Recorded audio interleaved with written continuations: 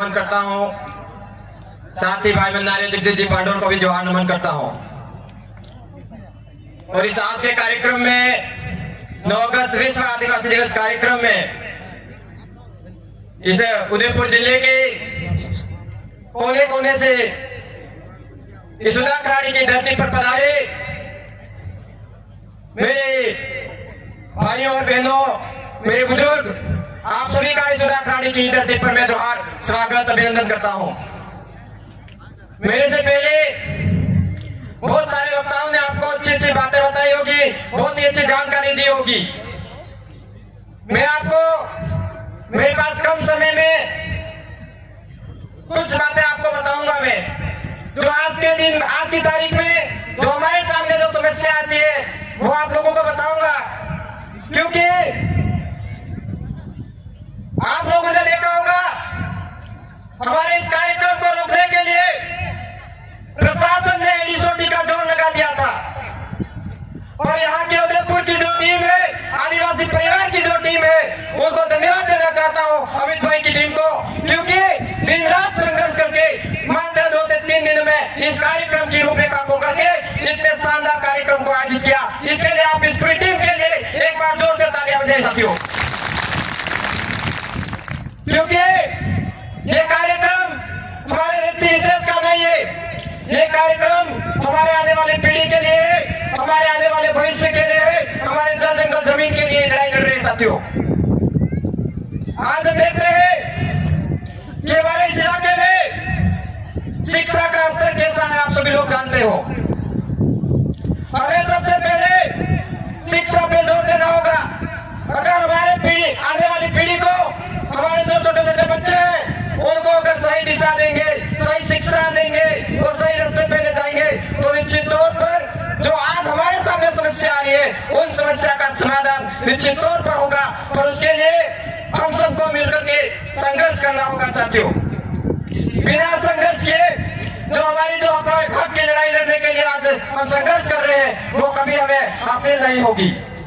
इसलिए आप सभी से निवेदन है कि जो हमारे युवा भाई हमारे रास्ते से भटक चुके हैं उनको वापस हमारे आदिवासी परिवार में जोड़िए, एक हमारे जो मिशन चल रहा है उसमें जोड़िए, तो निश्चित तौर पर जो हमारी लड़ाई है उस लड़ाई को हम लड़ने में कामयाब होंगे साथियों।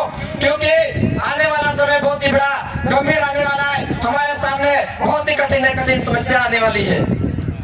आज आप लोग देखते हो हमारा जो जाड़ोद क्षेत्र से आता हूं मैं, वहां से हमारे टीएडी मंत्री है, पर आज उनके इलाके में जाके गोड्डा में देखो आप शिक्षा का स्तर कैसा है। सीनियर स्कूल है, उस सीनियर स्कूल में मात्र एक अध्यापक है, वो भी लेवल 2 का, तो क्या वो 10वीं 12वीं क्लास को पढ़ा पाएगा? अपनाइए हमको। ऐसी हालत गोड्डा में बना रखी है। और उसके बाद एक भी स्कूल की छत ऐसी नहीं है जिसके नीचे बच्चा बैठ करके पढ़ाई कर सके। ऐसे हमारे इस शिक्षा के क्षेत्र में लोगों ने हालत बना रखी है। पर इस सिस्टम को बदलने के लिए हम सबको एक होकर लड़ाई लड़नी होगी।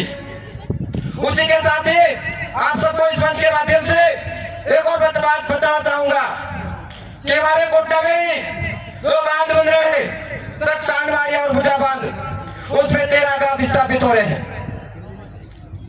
मंत्री जी ने कुछ समय पहले उनसे वादे किए कि अगर मैं जयपुर चला गया तो आपके ये डैम रुकवा दूंगा। और अभी की बात है 10 दिन 15 दिन पहले की गाड़ियों में भर के सिरई का जो इलाका है, बंजर भूमि है, वहां पे ले जाके लोगों को बताया कि जमीन में आप आके रहो। तो आप लोगों से सवाल करना चाहूंगा कि हम लोग हमारी जो खेती होती है उस खेती को तैयार करते हैं, घर बनाते हैं, कुआं खोदते हैं, तो आज 2-2 3-3 पीढ़ियां खत्म हो जाती है, तब जाके हमारी खेती मजबूत और उपजाऊ होती है। तो इसलिए ये लोग सिर्फ और सिर्फ हमारा उपयोग करते हैं, समय आने पर उपयोग करके इनका काम निकले और उसके बाद ये सरकार में बैठे लोगों के इशारों पे कठपुतली बनकर हमारे लोगों पे शोषण करते हैं। इसलिए आप लोगों को समझने की जरूरत है हमारे आदिवासी भाइयों के साथ में कितनी बड़ी समस्याओं का सामना करना पड़ रहा है। इसलिए आप सभी लोग, हमारा जो आदिवासी परिवार का जो मिशन है, जो फिर प्रदेश बनाने का है, जो पीड़ित शोषित गरीब वर्ग को उठाने का जो प्रयास कर रहे हैं, उसमें आप कंधे से कंधा मिलाकर साथ दो। दोगे तो निश्चित तौर पर आने वाले समय में हम जो हमारी लड़ाई है उस लड़ाई को मजबूती से लड़ेंगे और जो हमारा लक्ष्य है उस लक्ष्य को और हमारी मंजिल को भी पाएंगे। इसलिए आप सभी साथी निश्चित तौर पर हमारा साथ सहयोग दोगे ऐसी उम्मीद करता हूं। और एक बात बोलना चाहूंगा जो कांति भाई बोलते हैं, प्रशासन ने क्या सोचा था कि जिला मुख्यालय पे कार्यक्रम नहीं करेंगे, गलत। जब तक पूरे जिले को एक नहीं करेंगे तब तक नहीं छोड़ेंगे। साथियों, हमारी लड़ाई बहुत ही लंबी लड़ाई है।